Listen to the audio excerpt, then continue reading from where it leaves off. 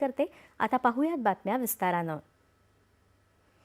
पंतप्रधान नरेंद्र मोदी यांच्या निमंत्रणावरून संयुक्त अरब अमिरातीचे अध्यक्ष शेख मोहम्मद बिन झायेद अल नाह्यान भारत दौऱ्यावर आले आहेत। पंतप्रधान नरेंद्र मोदी यांनी स्वतः विमानतळावर जाऊन त्यांचं स्वागत केलं। त्यानंतर दोन्ही नेते एकाच गाडीतून पंतप्रधानांच्या निवासस्थानी पोहोचले।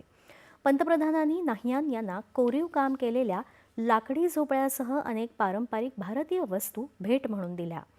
नाह्यान यांचा पदभार स्वीकारल्यापासूनचा हा तिसरा तर गेल्या दशकातला 5वा भारत दौरा आहे। या दौऱ्यामुळे उभय देशांच्या सामरिक संबंधांना नवे आयाम मिळणार आहेत। परस्पर हिताच्या क्षेत्रीय आणि जागतिक मुद्द्यांवर विचारांची देवघेव करण्याच्या प्रक्रियेला बळकटी मिळू शकेल। दोन्ही देश एकमेकांचे व्यापार आणि गुंतवणूक भागीदार आहेत।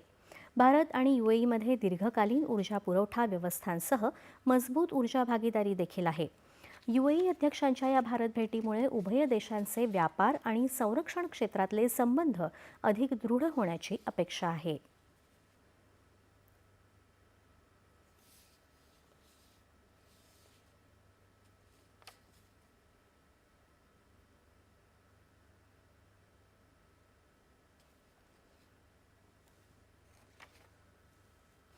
सर्वच क्षेत्रात महाराष्ट्राची वेगवान घोडदौड सुरू असून महाराष्ट्र